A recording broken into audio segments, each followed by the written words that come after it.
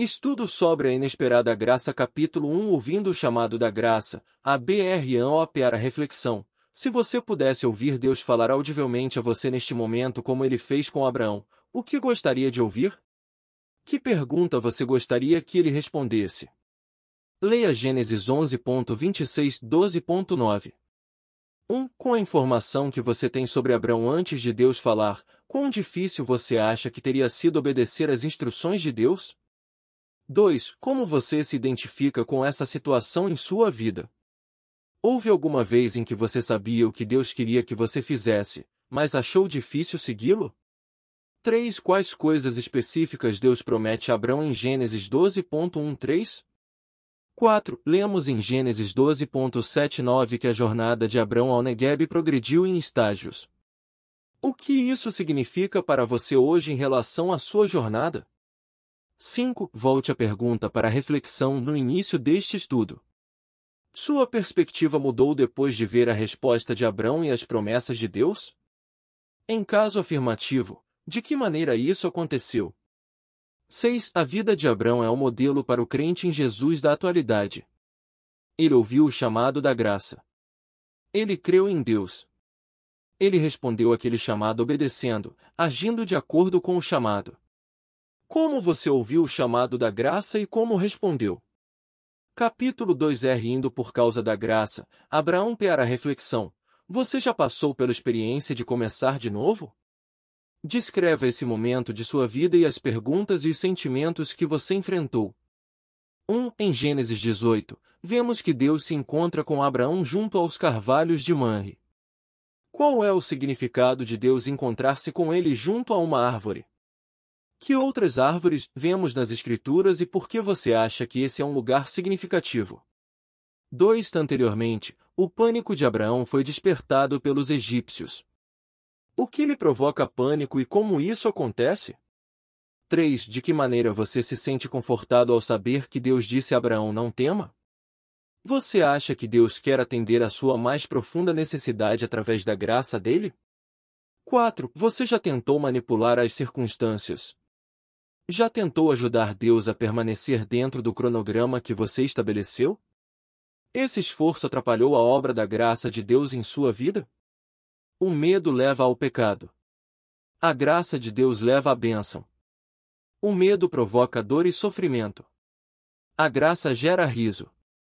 1. Leia João 8.31 e 59. Os que conversavam com Jesus falavam sobre Abraão.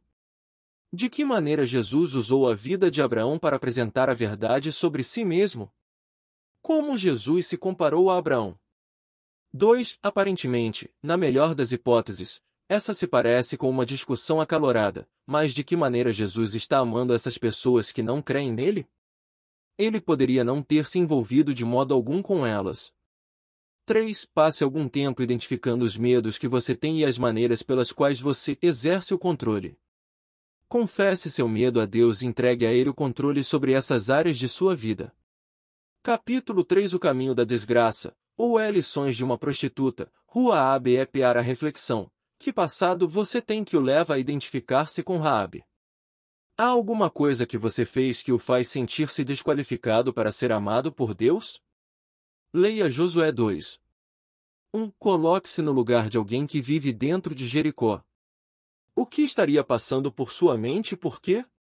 2. Compare e contraste o medo que Raabe tinha com o medo de Abraão. Como cada um deles lidou com seu medo? 3. Raabe vivia uma vida imoral.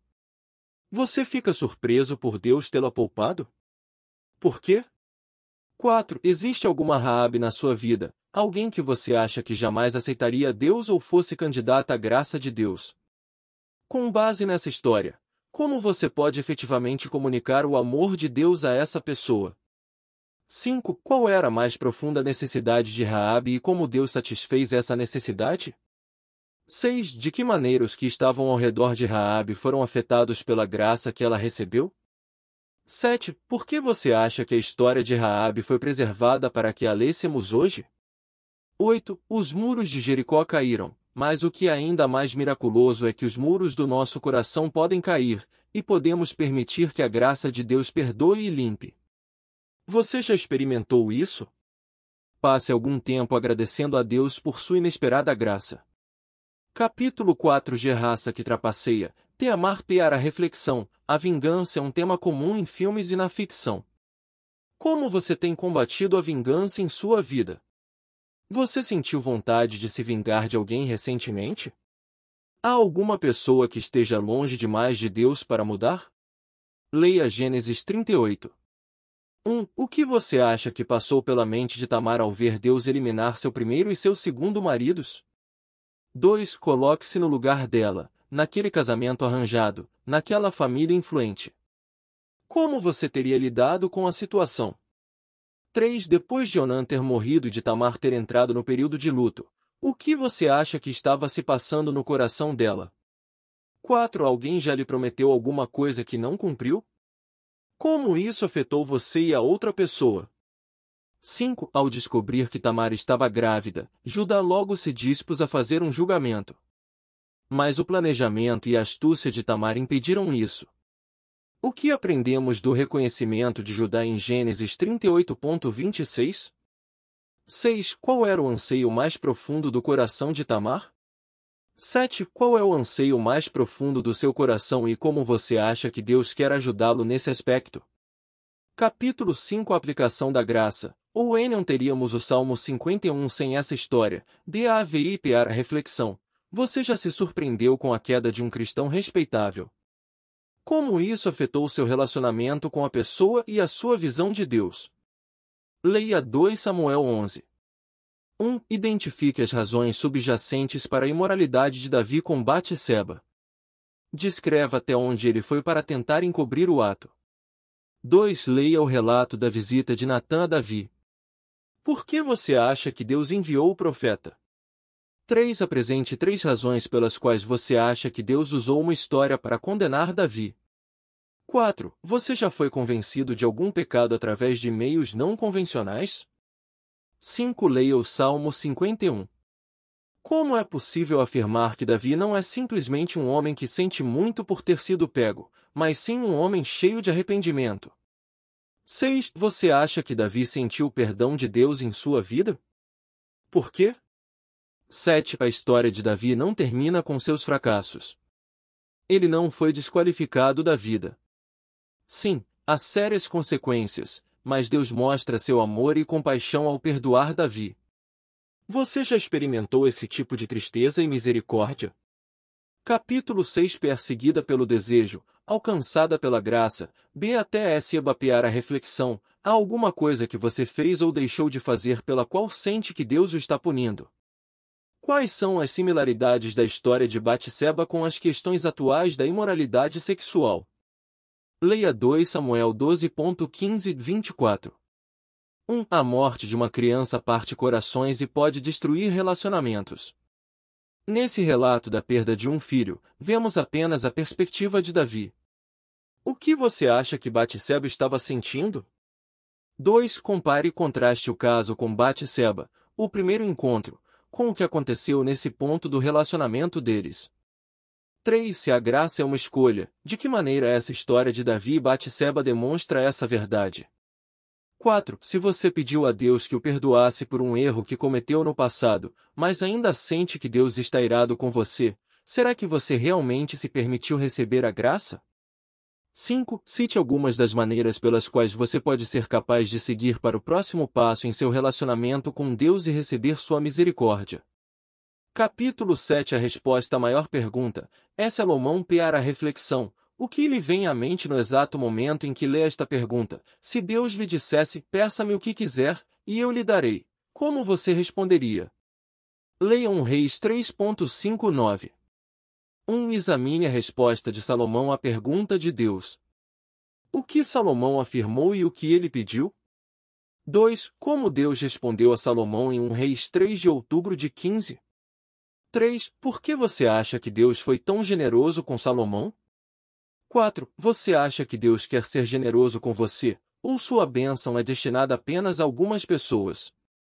5. Olhando para sua vida como um todo, Salomão cometeu muitos erros. Tal como seu pai, seu coração se desviou. Apesar disso, Deus concedeu graça. O que isso diz a você sobre a graça disponível à sua vida? 6. De que maneira Deus mudou os desejos do seu coração com o passar do tempo? Compare a maneira como você teria respondido à primeira pergunta desse estudo no início da sua vida com a maneira como você a responderia agora. Capítulo 8. Lê quase não viu a graça numa manjedoura. JOS para a reflexão.